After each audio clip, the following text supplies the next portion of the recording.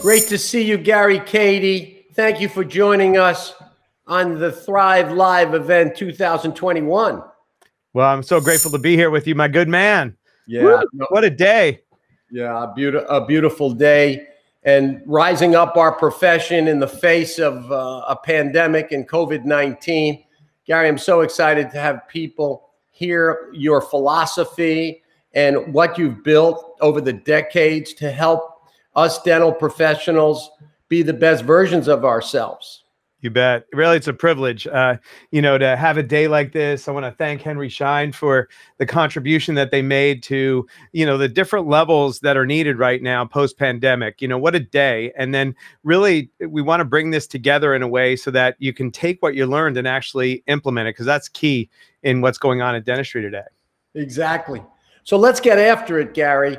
In the face of this pandemic and what we've been faced both as a country and for our own profession, for you personally, as you advise the dental professionals, you see the difference between how different dental professionals are facing these type of challenges. Mm-hmm. And we like to say we have a choice. We have a choice as professionals to just survive and just get by and hold on by our fingernails, or the option to really reinvent, reimagine what we're doing. Tell us what your philosophy is on this, and in the face of the pandemic, how you have helped people that you advise. Well, it's a great question.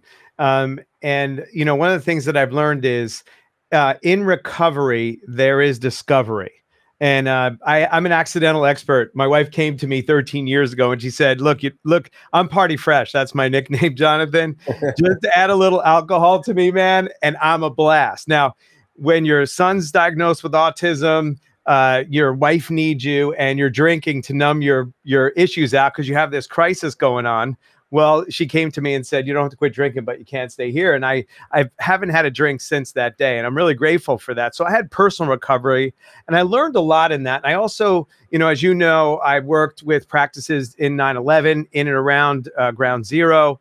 And then in 2008, thousands of practices, getting them out of, some of the bad decisions that were made around real estate and such, and helping them move out of the Great Recession into thriving. And then, here in the pandemic, as we carried over 2,000 practices from, closing their practices down, furloughing their team members, and then reopening and reinventing. So there's, I always say crisis, while it's hard when you're in it, Jonathan, it's actually a gift. You can think that we can be the victim to crisis, or you can be the victor in a crisis. You can look at it too, like it's being done to us or it's being done for us. Oh, I love that. I love that, victim versus victor, which takes me to a thought about how we confront crisis and the challenges, because all professionals, all people face challenges in their lives.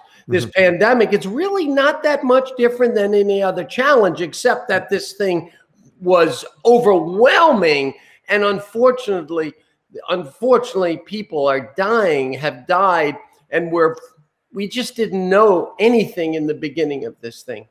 But there have been these silver linings that did come out of this pandemic. And the concept that you can't do it alone. We couldn't do it alone to fight this pandemic. We can't do it alone as organized dentistry, dental service organizations are challenging the individual practices. And just like, when large companies come in and the ma and pa shops had to step up or go out of business, it's similar with this pandemic. So the concept, Gary, of who we bring to the table with us. And I was so fortunate, you were my patient and I reached out to you during the pandemic. And I said, and I realized that I can't do this alone. And I need a teammate here. And we say who, not how I was going to figure out what my game plan was going to be. on the survive versus thrive, I said to myself, I need a collaborator. Mm-hmm. And you, I found, was my perfect collaborator. You develop a system of care. You have a team that helps integration. Tell us a little bit about how you personally evolved over the decades to really bring us dental practices up to a terrific level. Mm. Yeah, well, first of all, thank you for that, those kind words. And, you know, I said I would never want, you know, dentists are pummeled, as you know, with ideas and concepts and buy this and do that. And it's confusing. I have a big heart for a dentist because, you know, you leave dental school and you're not trained to be an entrepreneur. Now you're a high performing entrepreneur. You're way beyond the average dentist, and, you know, there's still opportunity. And that's what I really admire about you is your humble nature to know, I don't know it all, and I'm going to raise my hand. You know, in 2021, that's a form of strength, not a form of weakness, you know, where maybe in the past, right, Jonathan, it was like, looked like a weakness if I asked for help, but it's actually a form of strength. And it's really what's needed in today's world, right? And one of the things that I've learned over the period of time of building this system out was that information without implementation had no value, zero. Right. So, you know, you had this day here where you had so many great speakers, so much great information. And then typically it's like a typical situation where you go to a seminar on a Friday, you smoke the good CE, the medical kind, of course, the legal kind, right? You get all high and giddy. You're like, this is going to change my life.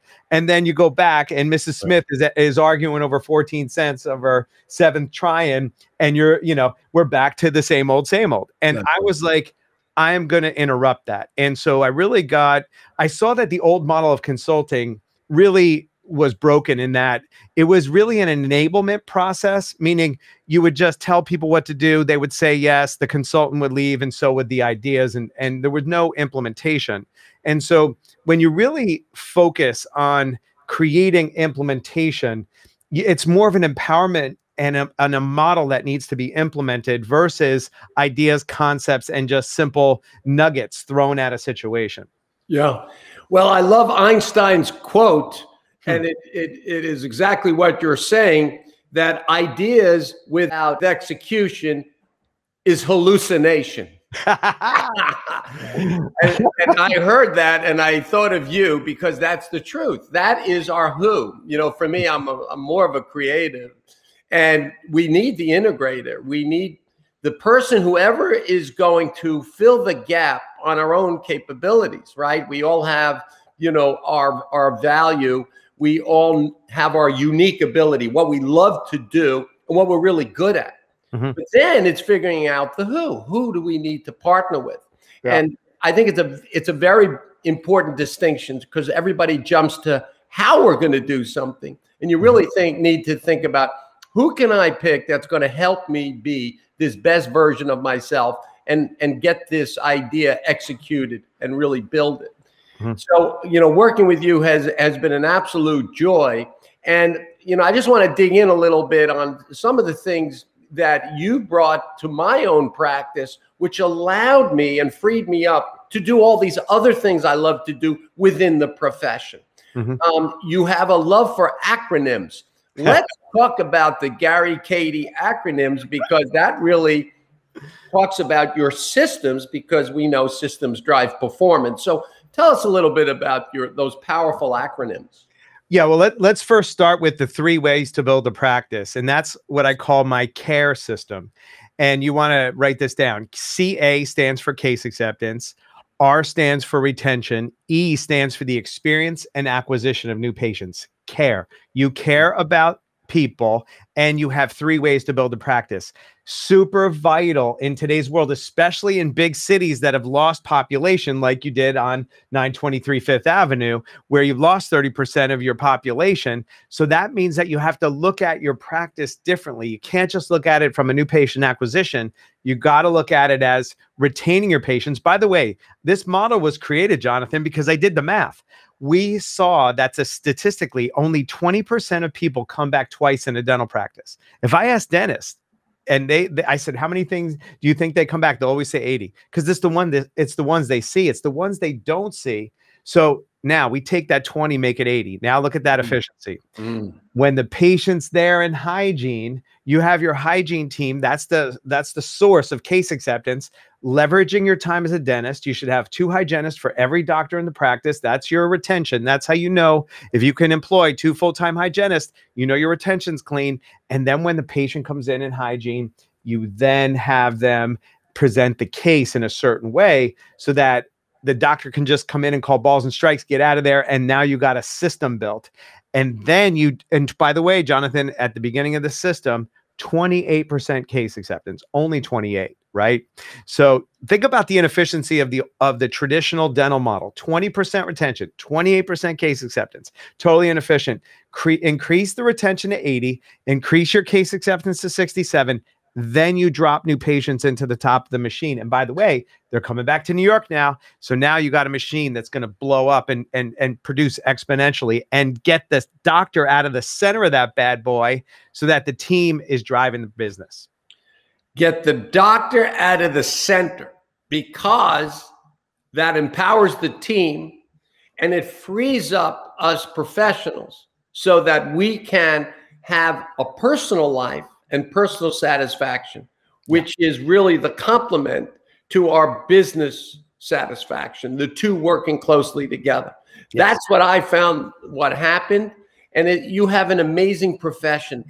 People who do what you do, who help dental professionals so that we have kind of the person on our hip where we have an integrator to what we do is really powerful. And dentists shouldn't be hesitant to reach out and to look for people in your profession like yourself to help advise and help them get up to that next level of learning for themselves and for that team. It's amazing.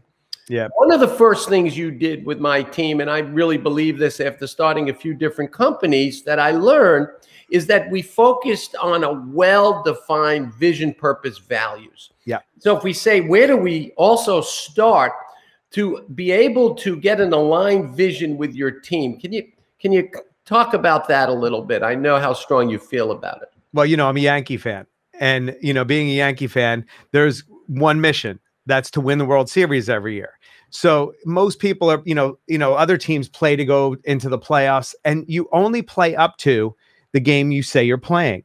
So, one of the things that is transformative in this work and post-pandemic, if you haven't reinvented, if you're still in the drill, fill, and PPO mill and that treadmill, that is a hard model to operate. You can't out DSO the DSO. Get out of that game and get into what we call the complete health dental game. Higher dollar revenue type services, implants, sleep, airway, full mouth rehabs. You need to have a quality and service model. And how you do that is you educate the patient from the mouth is connected to the body. We have all the science built. And what Jonathan did was he took this amazing aesthetic practice and built a complete health model. And what we did was, it's a simple declaration. This is how you get the doctor out of the middle. You have a vision for what you want to have happen. And what we do is we take it and put it on a piece of paper, and then we bring it alive in the practice. So Jonathan's vision is oral care is healthcare, right? Oral care is healthcare.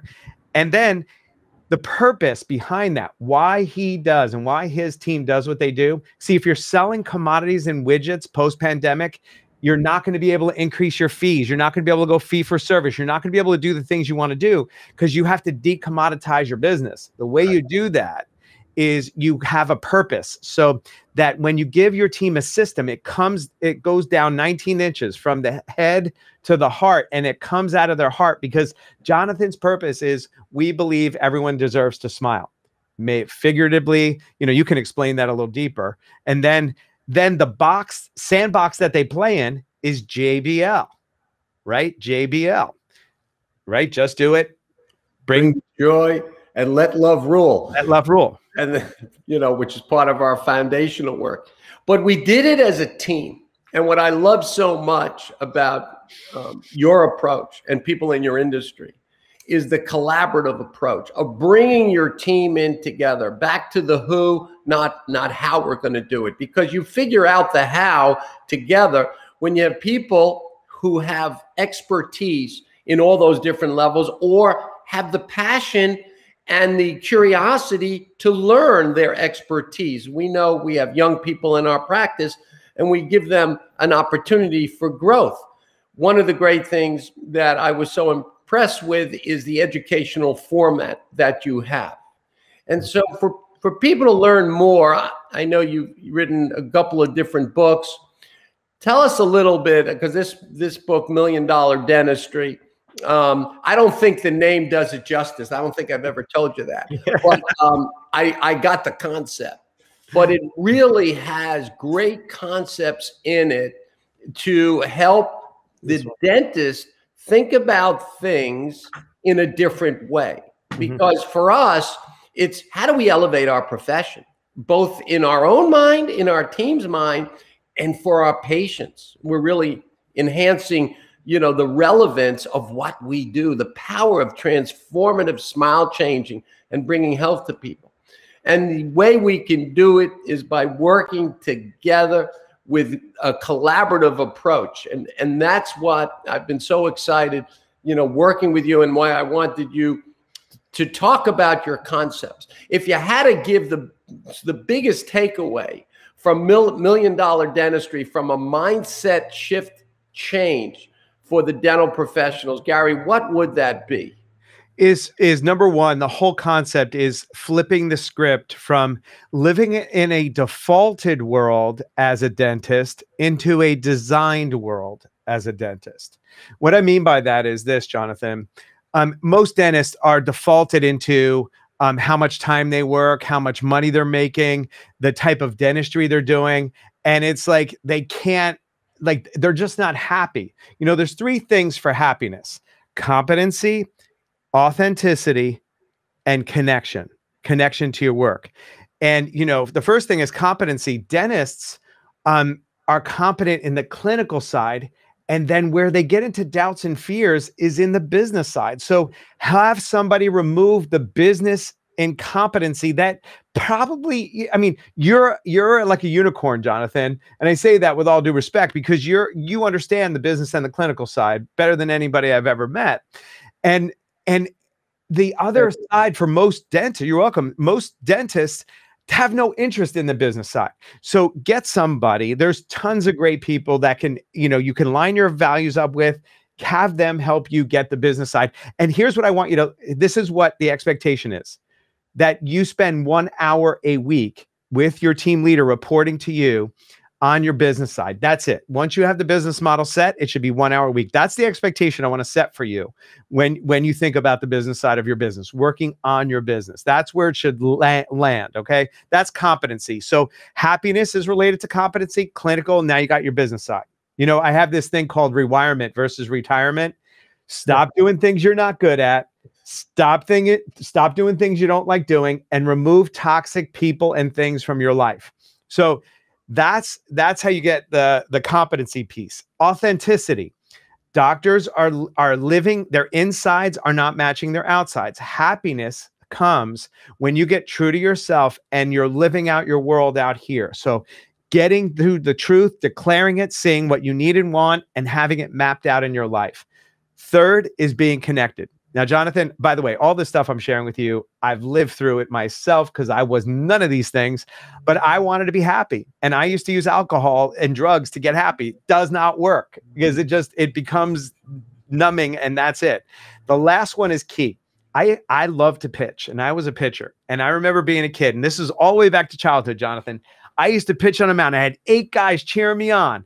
My mother's in the stands. I wanted my dad to be there. And that's why, like, I created this whole life, and that's a whole nother session, but we'll leave that out for now. Right. But I was all alone. I wasn't connected to myself, the work I'm doing, the people around me who I loved. I had this armor on of fear that separated me from being with the world. And when you get these 3 things, and you're talking about being your best self, like unleashing yourself, that's what you're experiencing, because we handled those 3 things from the structure we put in place. And that's what you're experiencing. I love it. When we first started working together, you had an expression: let's focus your team and let's start with being versus doing. Yeah. And I feel like a lot of what you're saying is that strategic, visionary conversation about working on ourselves. I feel so importantly the connection between having a high level of satisfaction with our personal life and our careers, because they are completely intertwined. And unfortunately, we're not set up for such success in dentistry. We don't have a business background. We were taught we had to memorize to do well on tests, and we usually were studying alone. So we were lacking all of this wonderful collaboration. We're lacking all the important ingredients to be usually successful once we got out of dental school. That's just not the case. And this is why we have to fill the gap with the experts. And I so appreciate this conversation. It's so great to bring this conversation to Thrive Live, to excite people who are watching this. And I would tell them, make sure you pick up your book, and also to think about who's going to be your partner in crime to really help fill the need on the unique ability you have, but the abilities you don't have on the other capabilities, like a business coach. Well, Gary, thank you so much for joining us to Thrive Live. Being versus doing, $1 Million Dentistry. You have been amazing for my team and my own practice. You got me out of the middle, and I've never been happier for it. So I can do other things that I love to do. Thank you, Jonathan. A real privilege. I want to leave with my favorite quote. Never doubt that a small group of thoughtful, committed citizens could change the world. Indeed, it's the only thing that ever has. Love it. Fantastic. Thanks, Jonathan. Thanks, everybody. Thank you, Gary. You all. Thanks, Henry Schein.